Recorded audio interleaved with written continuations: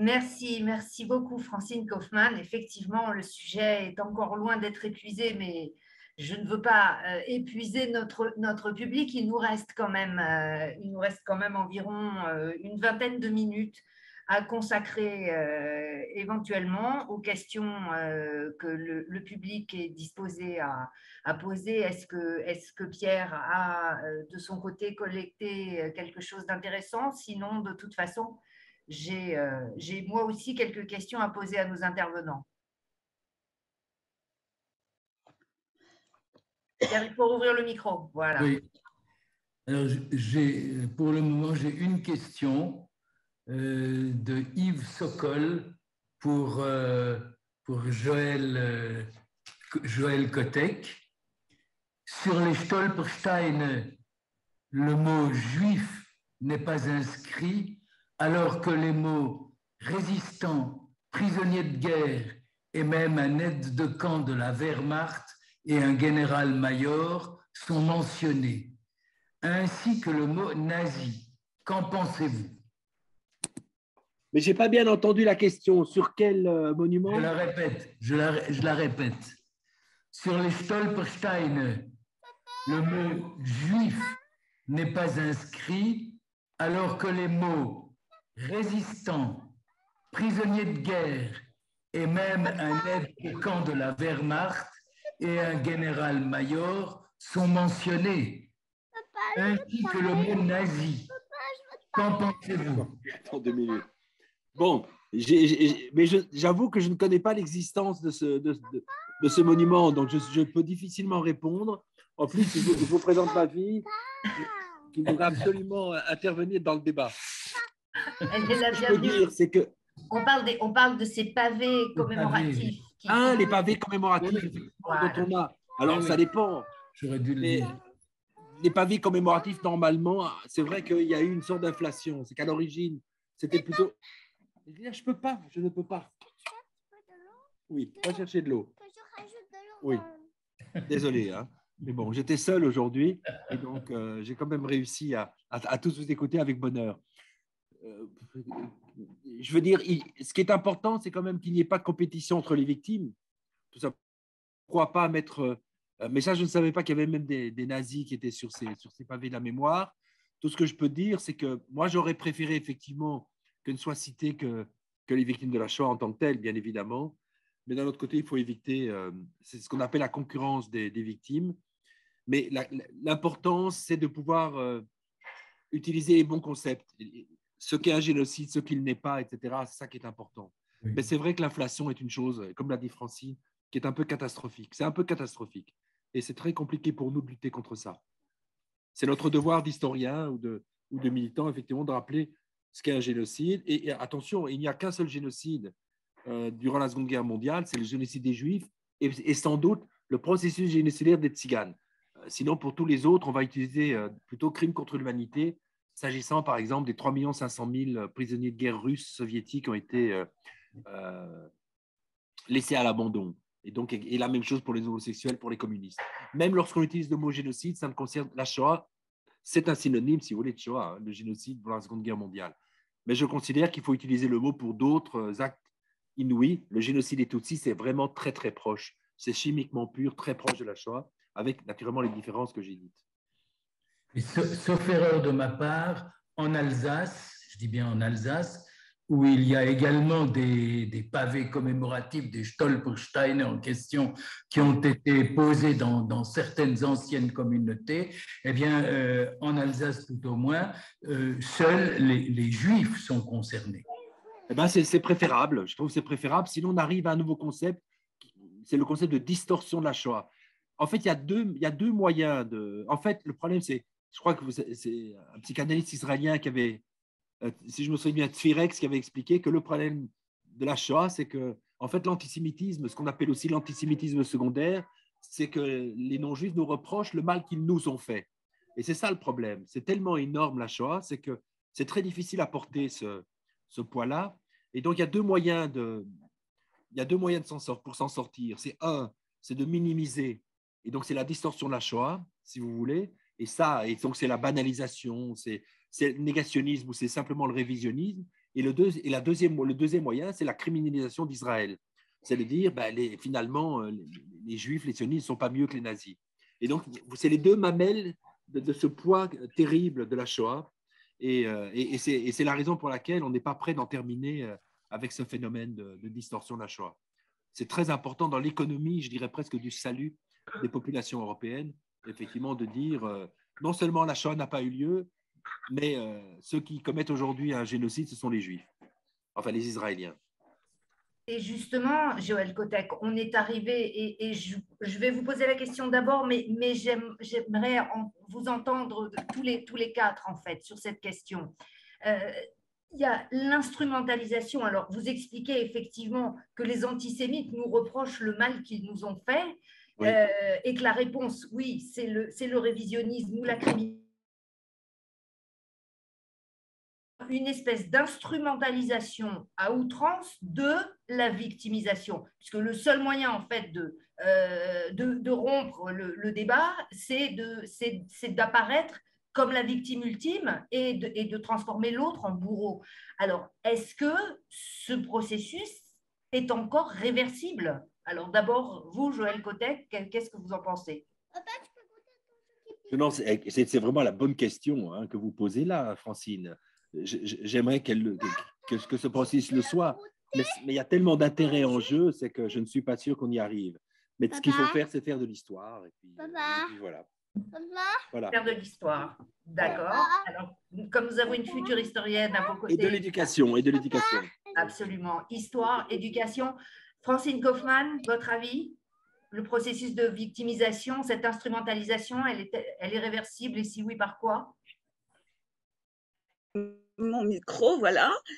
Bon, moi aussi, je pense que seule l'information, seule l'éducation, une relecture des manuels d'histoire pour voir s'ils sont capables de distinguer les diverses formes de crimes contre l'humanité, de crimes de guerre, puisqu'on peut très bien distinguer la Shoah des crimes de guerre. Là, il ne s'agit pas de lutte contre les civils d'un peuple ou les militaires. Il s'agit vraiment d'une destruction idéologique. Si dans les manuels d'histoire à l'école, si dans les conférences internationales, on distingue tout cela, crimes de guerre, crimes contre l'humanité, génocide et génocide total ou génocide partiel, je pense que c'est la seule manière, en informant, en instruisant, d'essayer de revenir en arrière. Mais avec ce qui s'est passé avec les anti-vax, moi j'ai l'impression que ceux qui ont porté une étoile jaune parce qu'ils disaient qu'ils étaient piqués de force, c'est vraiment très fort. Moi, à mon avis, c'est de l'ignorance. Et donc, je ne pense pas que c'était de l'antisémitisme conscient, mais évidemment, ça revient au fait de banaliser, de dévoyer tous ces concepts. Donc, lutte contre l'ignorance. Oui, ouvre une toute petite parenthèse. Certains demandent la réactivation des micros. Oui, Simon Epstein, justement, alors cette question, est-ce qu'on peut encore renverser ce processus de victimisation alors que vous-même nous avez expliqué la rhétorique utilisée par Hitler, donc à l'époque il ne s'agissait pas de Shoah, mais déjà il avait trouvé que se positionner en victime du traité de Versailles restait encore le meilleur moyen justement de se camoufler et d'avancer. Donc finalement, là encore, rien de nouveau, c'est une tactique éculée. La victimisation, c'est une des armes qu'emploie tout groupe, tout parti politique, à un moment ou à un autre de son expression rhétorique. Donc la victimisation, c'est général. Mais je voudrais faire une remarque sur ce qu'on appelle l'enseignement de la Shoah, et c'est une remarque assez pessimiste. Ça a pris beaucoup de temps jusqu'à ce que les divers systèmes d'enseignement dans le monde occidental acceptent d'introduire la Shoah comme objet d'étude. Ça a pris du temps et il y a eu des batailles qui ont été menées dans les années 60, 70, 80. À partir du moment où ça a été fait, il y a eu quelques années où la Shoah s'est enseignée et puis ensuite il y a eu une situation et nous la connaissons tous, une situation où ça devient de plus en plus difficile d'enseigner la Shoah.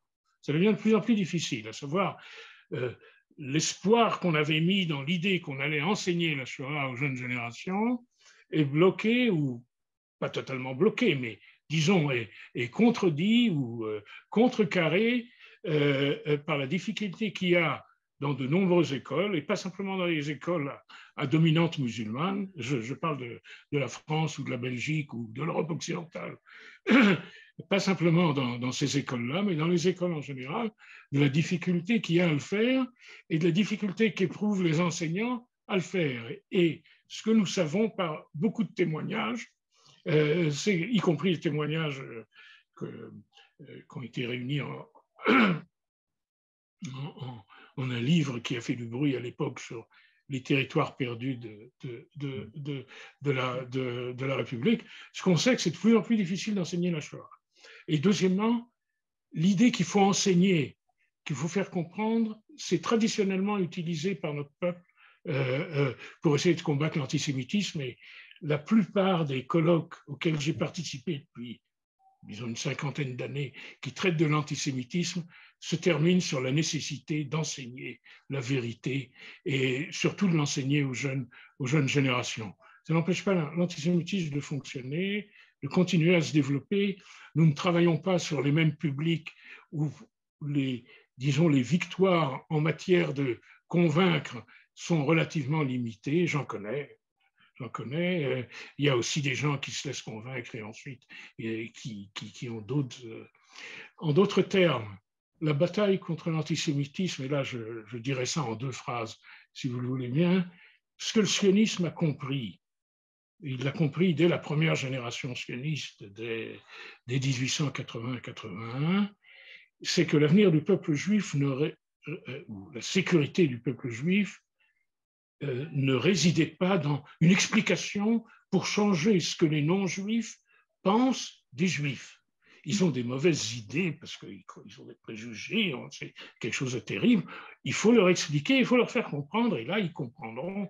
Et là, vraiment, ah oui, ils comprendront premièrement que les Juifs ont beaucoup souffert. Ils avaient déjà beaucoup souffert en 1880. Il y avait déjà assez d'éléments à mettre dans le dossier des souffrances juives. Les autres, etc. Bon. Les sionistes sont venus, on dit c'est pas ça. L'avenir du peuple juif, la solution du peuple juif, la sécurité du peuple juif, c'est pas du tout essayer de faire comprendre, essayer d'expliquer aux autres telle ou telle chose. La sécurité du peuple juif, l'avenir du peuple juif, c'est dans le rétablissement de la souveraineté juive dans le vieux pays des Juifs. Pour résumer ça en une phrase, non pas essayer d'extraire les mauvaises idées. D'ailleurs, l'antisémitisme, c'est beaucoup plus compliqué que des mauvaises idées. Hein. Il y a aussi une base sociologique très claire et très évidente. Je n'ai pas le temps d'en parler maintenant, mais c'est un phénomène social profond et qui a bon, je ne veux pas rentrer là-dedans. Cette notion a été développée, mais je n'ai pas le temps d'en parler maintenant. C'est quelque chose de sérieux, ce n'est pas une mauvaise idée. Bon, mais l'idée n'est pas l'avenir du peuple juif, c'est pas de faire sortir les mauvaises idées de la tête des non-juifs, c'est de ramener les juifs dans un pays où ils seront majoritaires. Voilà. Et c'est ça le grand débat historique qui a eu lieu depuis la fin du 19e siècle, tout au long du 20e siècle, et encore aujourd'hui. Alors, ça m'amène à poser cette question avant de conclure aussi à Denis Charbit. Et Denis, je compléterai cette question justement. Est-ce qu'on peut encore renverser cette instrumentalisation de la victimation et ce renversement effectivement du schéma bourreau-victime contre Israël? Est-ce que aussi c'est le rôle et la mission d'Israël, de l'État d'Israël aujourd'hui, d'être le gardien de la mémoire de la Shoah? Denis Charbit.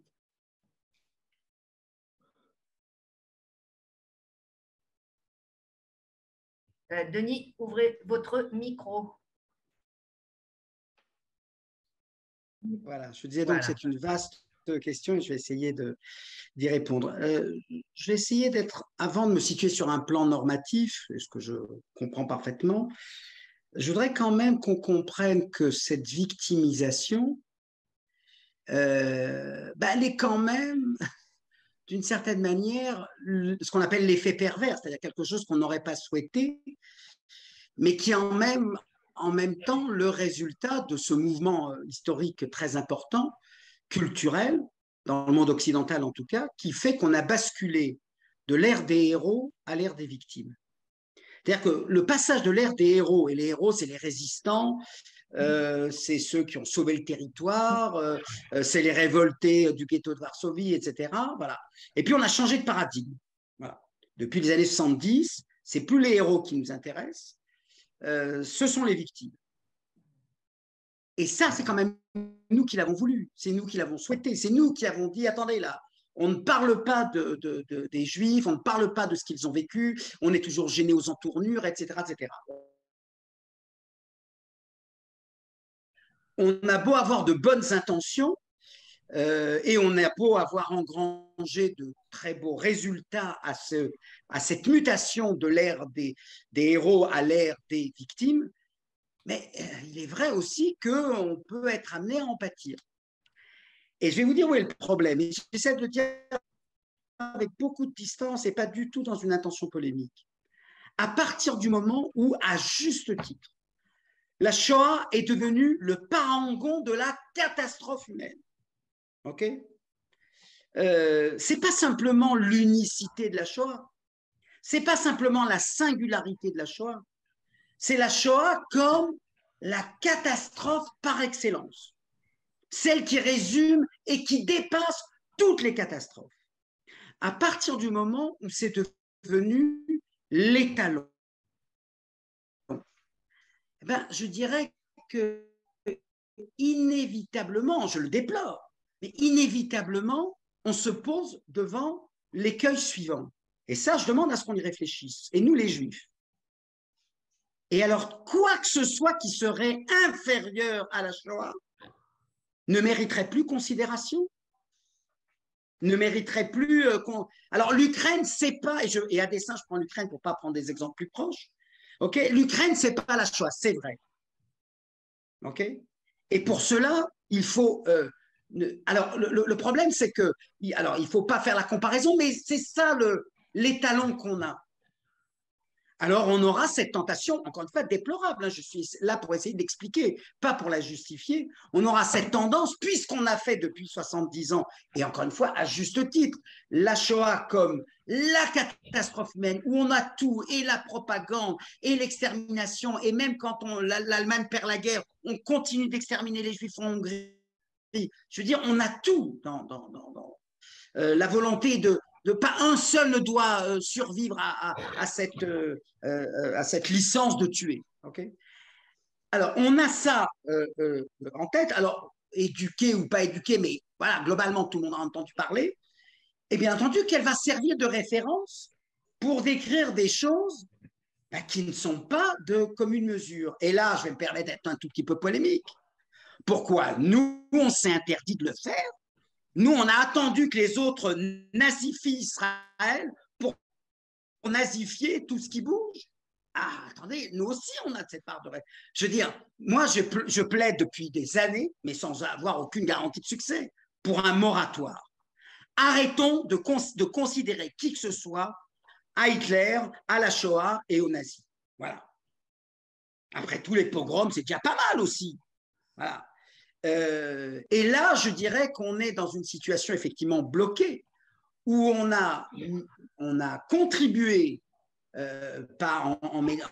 en faisant cette distinction, le camp d'extermination, camp de concentration, en disant, attendez, là, ce que nous disait David Rousset, mais il n'a rien compris, Robert Antel, mais attendez, nous, on va vous expliquer, Hilbert, etc., qui ont fait un travail immense, considérable, Shoah de Lanzmann, il faut citer également. Et donc, on se retrouve avec un étalon comme ça, maître, et bien entendu que c'est celui qu'on va, comment dirais-je, avec des choses qui sont pitoyables comme le vaccin, ok, et d'autres où j'ai envie de poser la question, mais alors il faut que quelque chose vraiment ressemble à la Shoah pour mobiliser notre indignation, etc., etc. voilà le piège dans lequel on est vraiment. Et attention, n'attendez pas de moi, je n'ai aucune solution. Je mentionne simplement, effectivement, le problème où on est. La Shoah est considérée par l'humanité pratiquement, enfin, peut-être pas tout le monde, n'exagérons jamais trop les choses, mais globalement comme la catastrophe par excellence. Et du coup, on voudrait qu'elle soit, comment dirais-je, intransitive, qu'elle soit 39-45. Et puis, ça n'a, mais attendez, la notion de leçon de la Shoah, et on a été les premiers à s'en servir. Alors, à bon escient, et le problème, c'est que quand il y a du bon usage, il y a du mauvais usage. Voilà. Comment combattre le mauvais usage? Je ne sais pas trop. Je ne sais pas trop. Je n'ai pas de réponse. Je note simplement le paradoxe où on est, qui fait qu'on a tous, je veux dire, la notion de ghetto noir, etc. Enfin, je veux dire, moi, je reconnais avoir depuis des années une sainte horreur des métaphores. Voilà, je ne supporte plus pour alerter les consciences, il faut aller à l'extrême. Eh ben non, c'est vrai que ce n'est pas comme ça que ça devrait être, mais voilà dans quelle situation on est. Et je voulais simplement souligner qu'on y a notre part, parce que c'est nous qui avons, et tant mieux, hein, attention, je ne regrette pas cette prise de conscience qui a été une rupture pour la pensée occidentale. Hein. Elle n'est plus la même depuis qu'elle a pris conscience de la Shoah. Mais bien entendu qu'il n'y a pas que des bons effets dans l'histoire, il y a aussi des mauvais effets. Ça fait partie de l'histoire. L'histoire ne charrie pas uniquement que de bonnes conséquences, elle en charrie de mauvaises, et celle que vous avez citée fait partie des mauvaises. Mais nous participons également de cela. Voilà. Ne nous réfugions pas dans notre innocence en pensant que nous, on ne fait jamais de mauvais usage, et quand on emploie une métaphore de la Shoah, c'est toujours à bon escient. Non, ce n'est pas toujours à bon escient.